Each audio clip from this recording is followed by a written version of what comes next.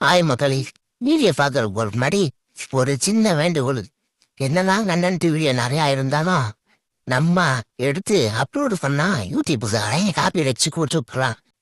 சரி, நம்ம மைண்ட்ல ஓடுற வீடியோவை எடுக்கலாம்னு பார்த்தா மைண்ட்ல இருக்கிற வீடியோ நல்லா இருக்கு, ஆனா எடிட்டிங்ல வீடியோ உழப்பிடுது. சரி, அப்படிப்பட்ட ஒரு வீடியோ தான் இது. அந்த வீடியோக்குள்ள போவோம். வீடியோ பார்த்து புடிச்சிட்டு வேலை வெட்டி எப்படி பாருங்க மக்களே. இப்போ இவரை போட்டியா நினைக்கிறாரு, இவரை போட்டியா நினைக்கிறாரு, இவங்க 3 பேரையும் போட்டியா நினைக்கிறாரு. இப்ப இவங்க 3 பேரையும் போட்டியா நினைக்கிறாரு. இப்போ தேவைப்படுறப்ப பேசுவோன்ட்டு இருக்காரு. இப்போ தேவைப்பட்டா பேசுவோன்ட்டு இருக்காரு. இவங்க 4 பேத்துக்கிடையில அவரு வராது. யாரா அந்த 5வது ஆளு?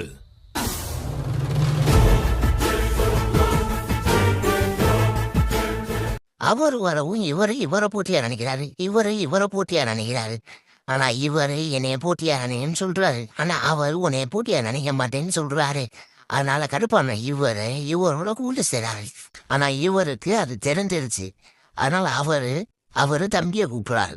எந்த தம்பி இல்ல, எந்த தம்பி யார்கிட்டே கிடையாது. அதனால அவரு தம்பின்னு நினைச்சிட்டு அவரை கூப்பிடுறாரு. இப்போ ஏன்ட்ரி, அதாவது ஹீரோ என்று.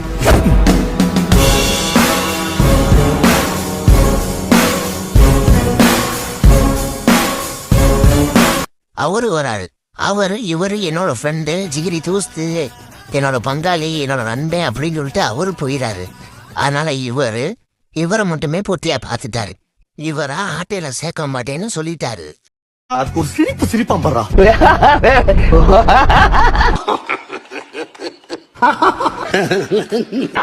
இப்போ இதெல்லாம் பார்த்த உனக்கு நான் பிரச்சனை தரண்டான்ட்டு இவரு பிரச்சனையை உழுக்கிறாரு.